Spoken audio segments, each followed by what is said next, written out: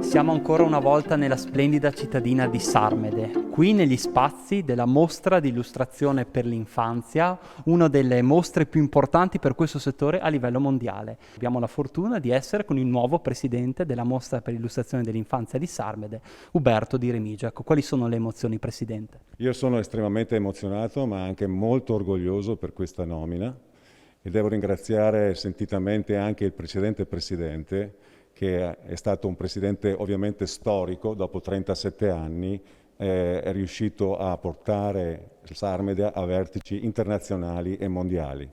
Io sono anche felice perché sono stato un amico di Stefan Zavrel, ho frequentato la sua casa, ho imparato ad amare l'arte e Stefan Zavrel era una persona straordinaria, un profugo che è riuscito a cambiare completamente il sentire di questo piccolo paese.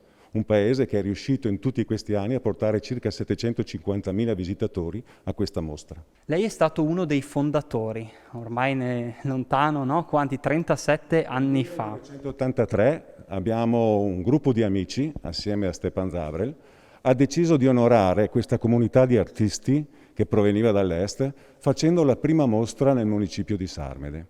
È stata una mostra straordinaria perché avremmo avuto subito il successo, quasi 20.000 persone. Non ci aspettavamo che la cultura fosse così attraente in un piccolo paese.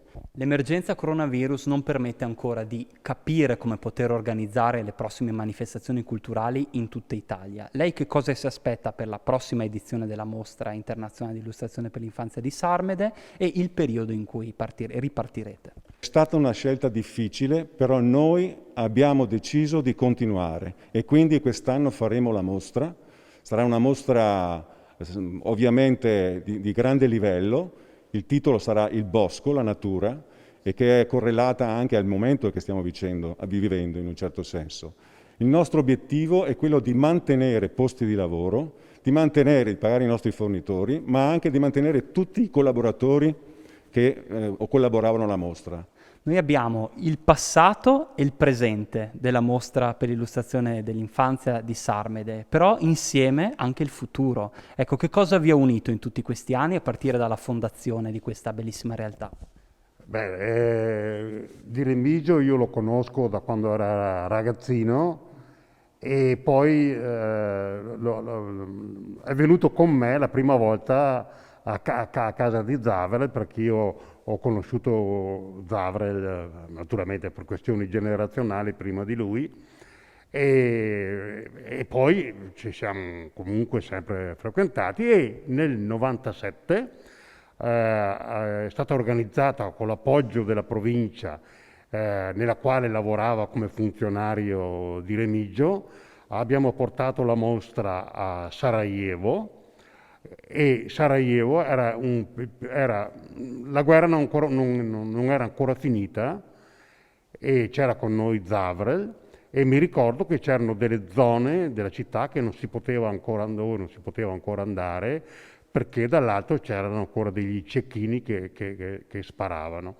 E quindi abbiamo conosciuto quella volta il sindaco della città e anche due artisti esponenti che avevano fra l'altro avuto di lutto in famiglia a causa della guerra, due artisti importanti della città. La notizia del fatto che il presidente Pizzo non fosse più il presidente della mostra è arrivata in tutti i paesi, l'hanno chiamato dal Brasile, dal sud-est asiatico, insomma l'affetto per voi è grande e sicuramente continuerà anche per il futuro. Sì, io con Leo ho un rapporto importantissimo, consolidato appunto da tutti questi anni e credo che non c'è solo il passato e il presente, ma c'è una continuità, il passato continuous ovviamente.